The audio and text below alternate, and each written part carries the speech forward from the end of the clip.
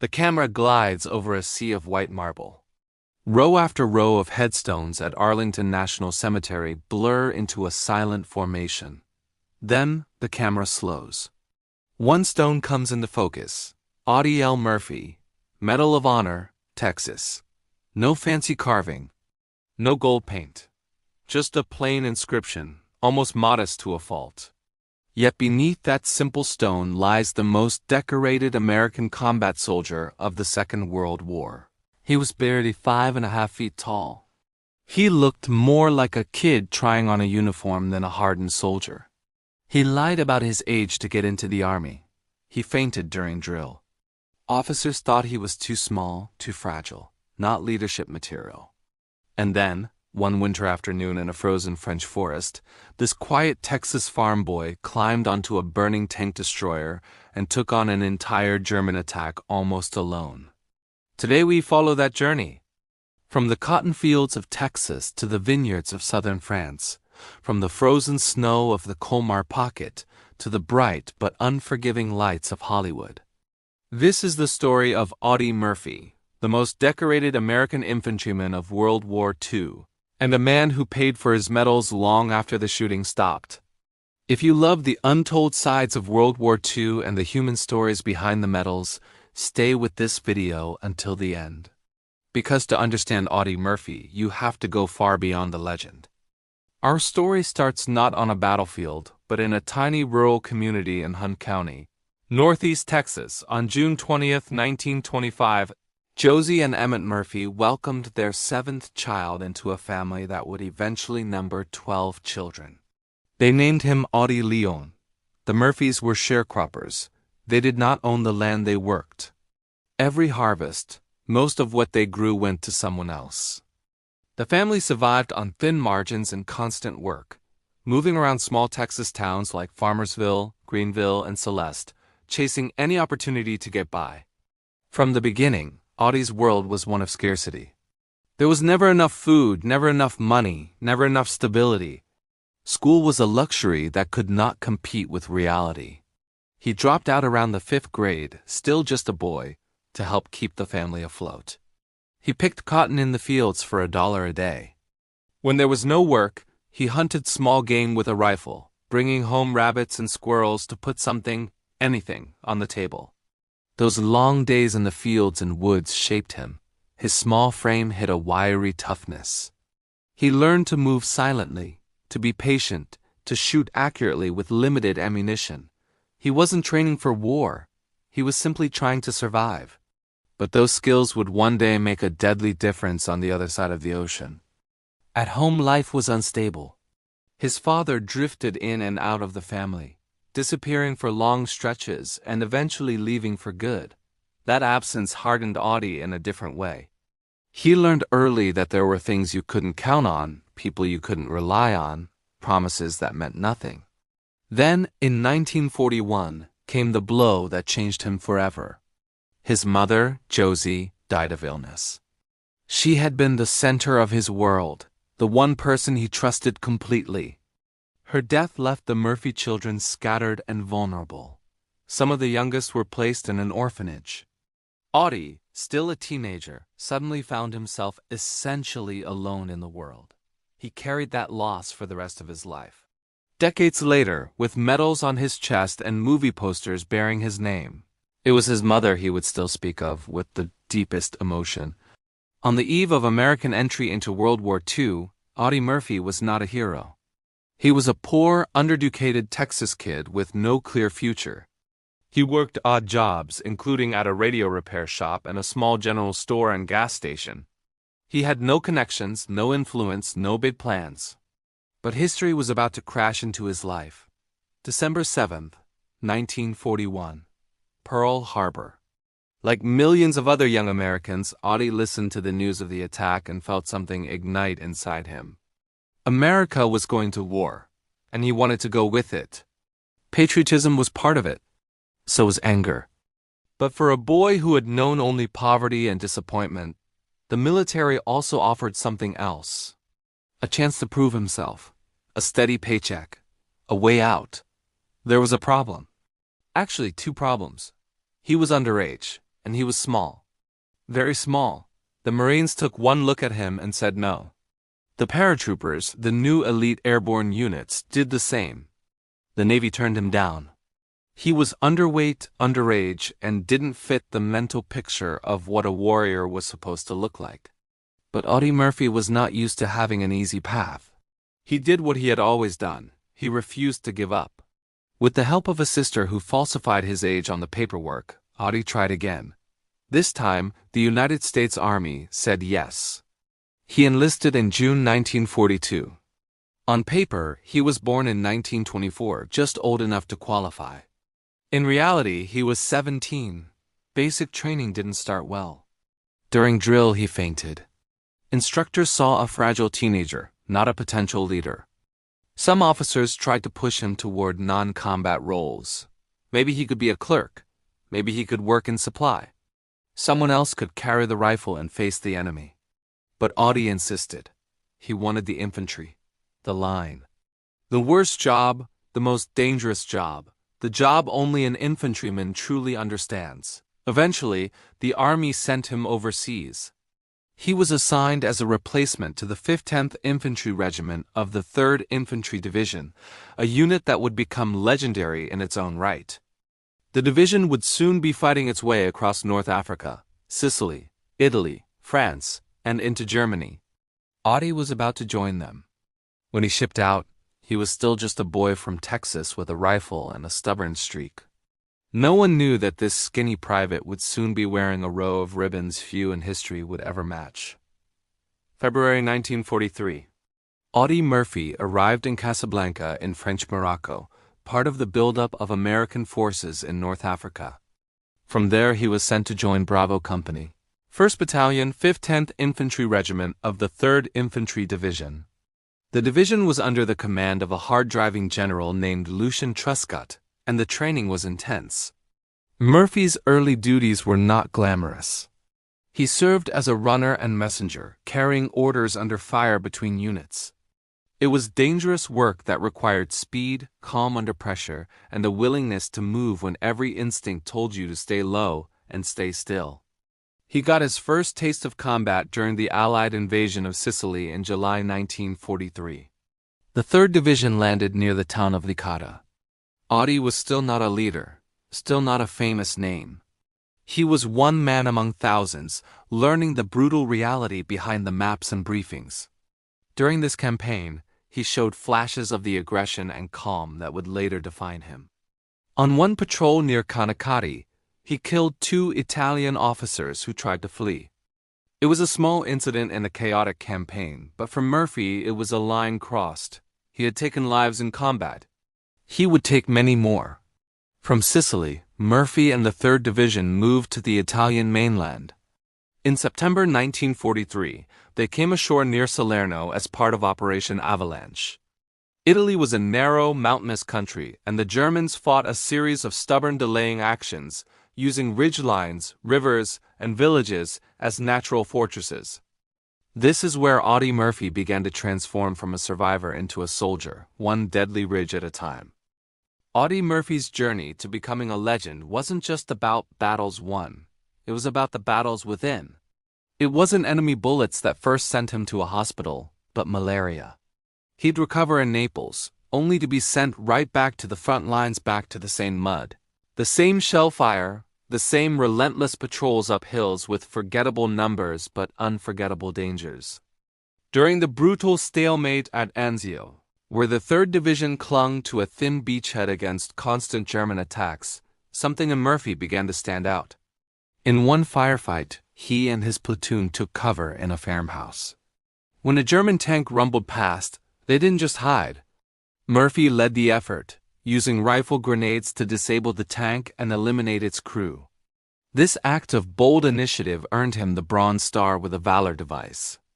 It was a sign that this quiet kid from Texas was more than just another soldier in the line.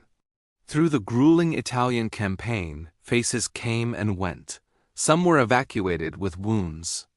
Others were lost forever on the battlefield. But Audie Murphy, barely out of his teens, was still there. He was a veteran who understood fear intimately but refused to let it master him. When asked later why he kept going, his answer was simple and heartfelt. He just didn't want to let his buddies down. By the summer of 1944, the tide of the war was turning. Allied forces had stormed the beaches of Normandy in June.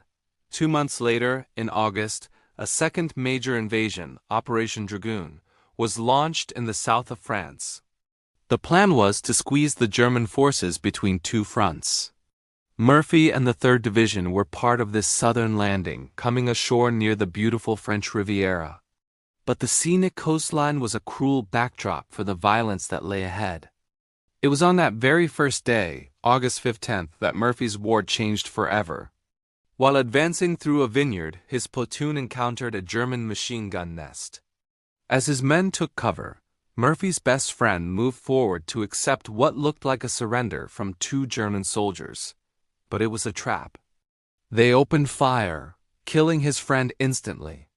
Something inside Audie Murphy snapped. A wave of pure rage and grief fused with the cold, hard discipline he'd learned in countless firefights. He charged the German position alone, a one-man storm of vengeance. He killed the soldiers who had ambushed his friend, wounding and capturing the rest.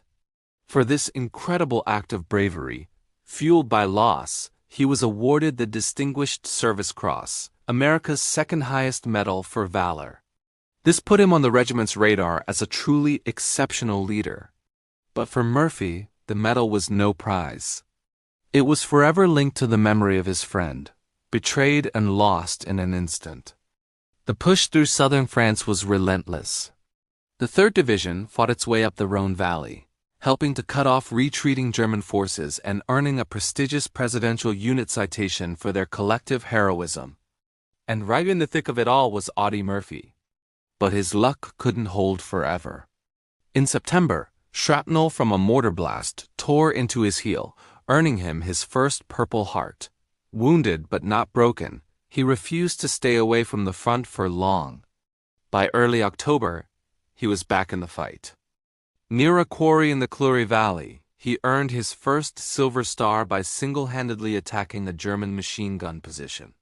Just days later, he earned a second Silver Star by crawling forward under heavy fire with a radio, directing his men's attack for over an hour. His courage was undeniable. On October 14th, the skinny private from Texas was given a battlefield commission, becoming 2nd Lieutenant Audie Murphy. He was now a platoon leader. But the cost of war kept rising. Less than 2 weeks later, a German sniper's bullet ripped through his hip. Instead of falling, Murphy returned fire and killed the sniper before collapsing. The wound was severe, becoming infected with gangrene. Surgeons had to remove muscle tissue, leaving him with a permanent limp and another Purple Heart. If his story had ended there, he would have already been a hero many times over. With a Distinguished Service Cross, 2 Silver Stars, a Bronze Star, and multiple combat wounds, he had proven his valor beyond any doubt. But his defining moment, the act that would forge his name into an American legend, was still waiting for him in the frozen snows of eastern France. By late 1944, the war was entering its brutal final act. Allied forces were pushing toward Germany, but the enemy was not giving up.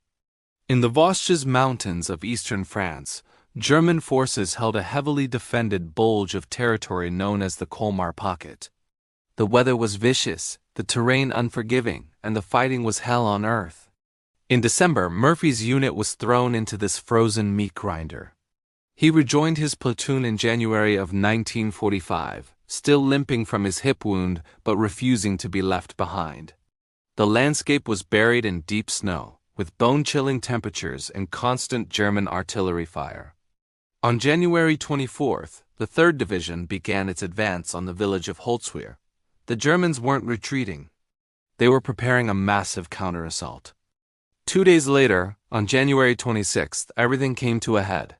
Heavy officer casualties had left Murphy in command of Company B. His men, exhausted and freezing, were dug in at the edge of a forest, staring out at an open field. And from the fog and trees beyond, the enemy was coming.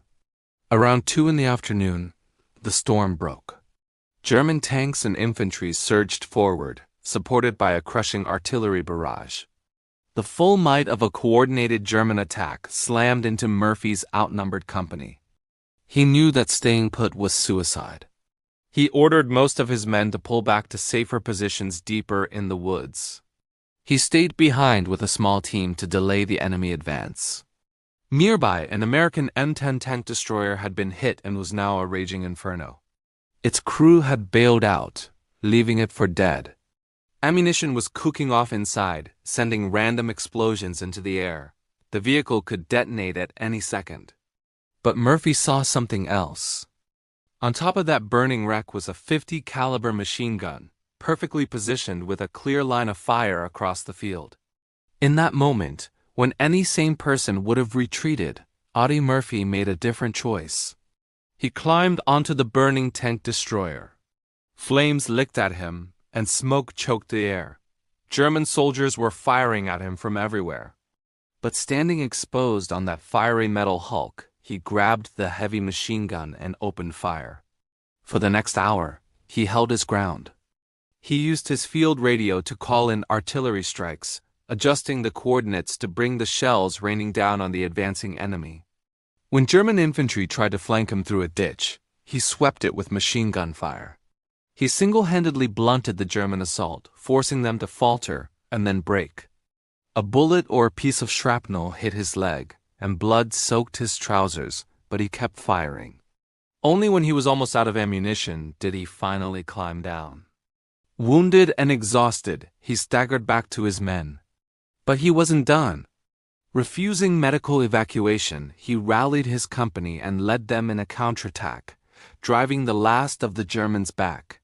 His Medal of Honor citation would later describe his actions with formal language.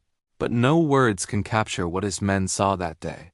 One of their own, standing alone on a burning tank between them and total destruction.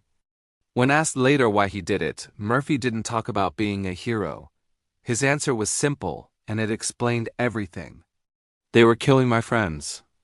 The Colmar Pocket was eventually eliminated, and the 3rd Division received a Presidential Unit Citation for its part in the battle.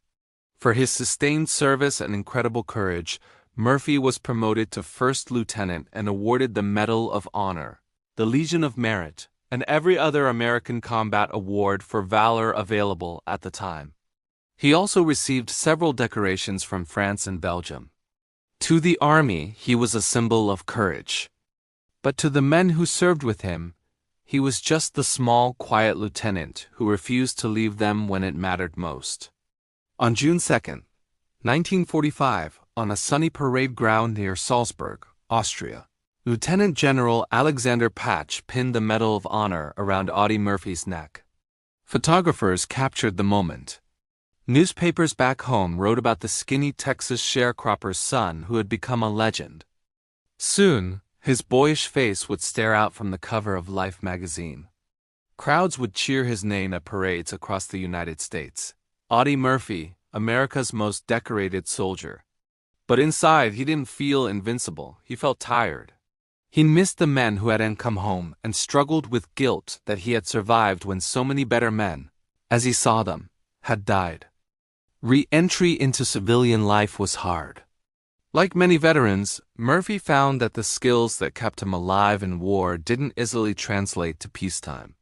Discipline and courage helped, but the constant adrenaline, the hypervigilance, the habit of expecting danger at any moment, those things didn't just switch off. He suffered from insomnia and nightmares. He sometimes slept with a loaded pistol within reach. In an era when the phrase post-traumatic stress disorder didn't yet exist, Audie Murphy was living it. Fame came at him fast. Strangers sent him letters. Politicians wanted him at events. Organizations used his name. He was flattered but also uncomfortable. In his mind, the medals belonged as much to the men who hadn't returned as to the one who had. One of the people who noticed Audie Murphy was the Hollywood actor James Cagney. Impressed by the young veteran's story and presence, Cagney invited him to California and helped him secure a contract in the film industry. The idea was simple. America's most decorated soldier was a living symbol.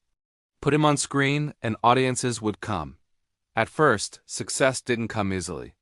Murphy was shy, uncomfortable reading lines, and still carrying the war inside him. Yet gradually, he learned the craft.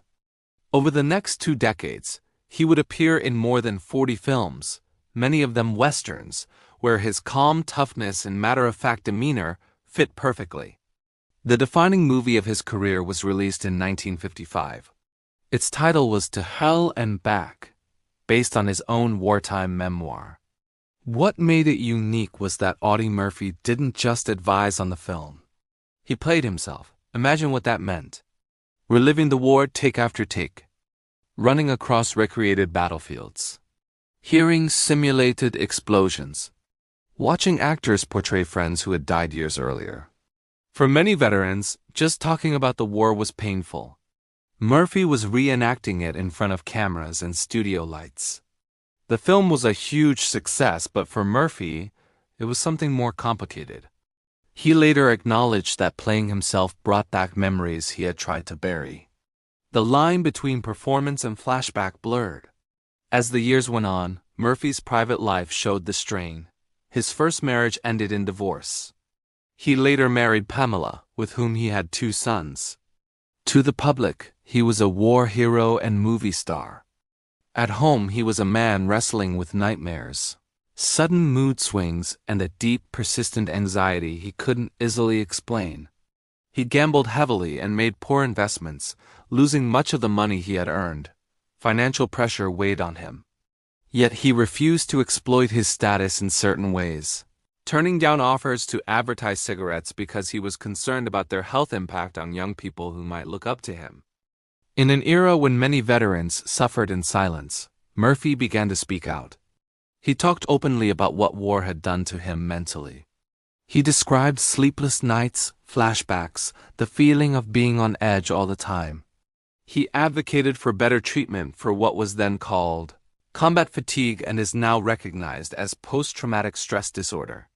He testified before government panels, urging more support and understanding for veterans struggling with psychological wounds.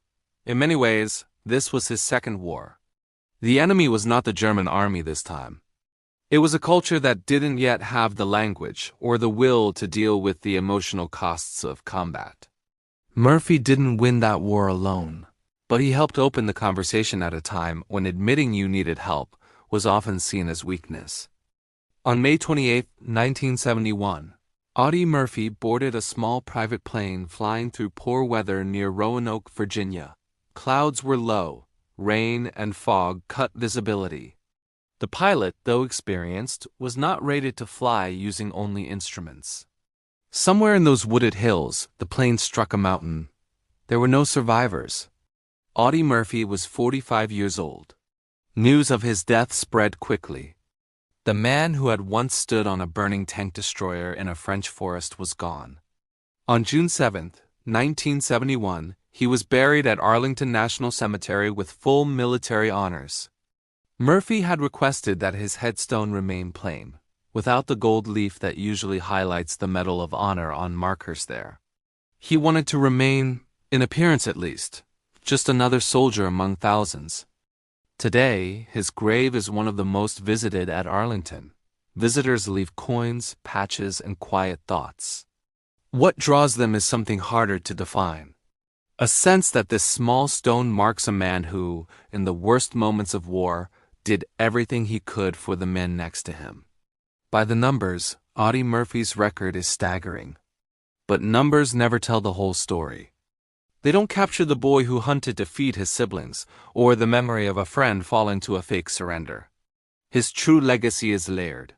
To military historians, he stands as the ultimate example of what an infantryman can endure and achieve. He proved that courage isn't about physical size, but about decisions made under pressure. To film fans, he is the rare case of a real hero portraying himself on screen. And to veterans struggling with trauma, he is an early voice who dared to admit that heroism and psychological pain can live in the same person. You can be the bravest person in the unit and still need help afterwards. That message remains powerful today, reminding us that some of the deepest scars are the ones we can't see.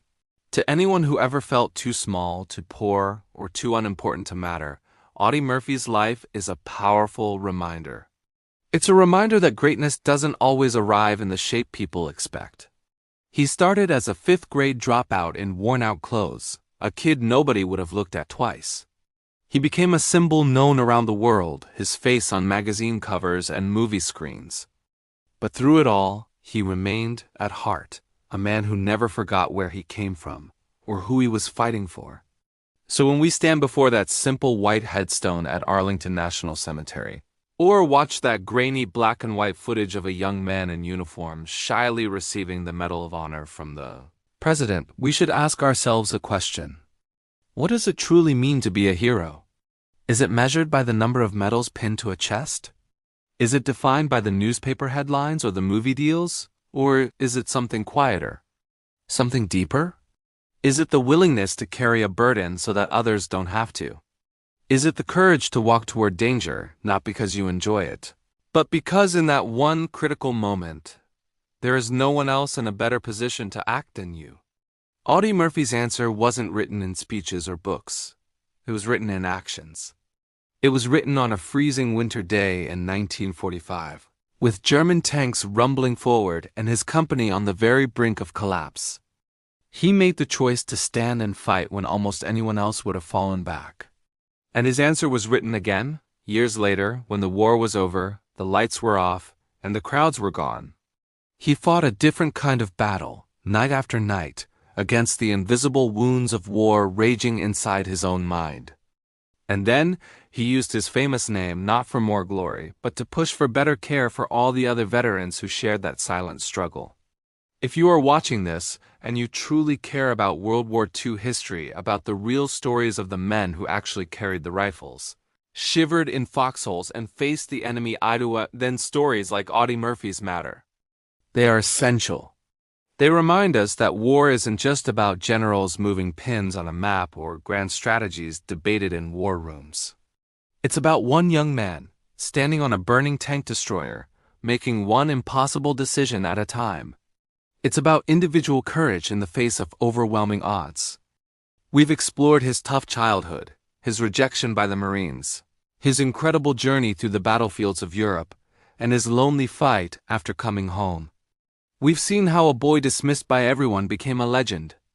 If you want more stories like this one, stories that take you from the dogfights in the skies over Britain, to the tank battles in the deserts of North Africa, and into the rubble-strewn streets of Berlin, you can stay right here with this channel. By supporting these deep dives, you help us keep these crucial memories alive for a new generation. Because history is not just a collection of dates and battles. It's the sum of countless lives like Audie Murphy's. He was small in stature, but his impact was immeasurable.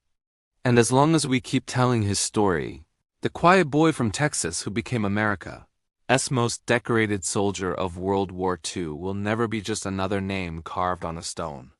He remains a testament to the extraordinary potential hidden within the ordinary person. Thanks for watching.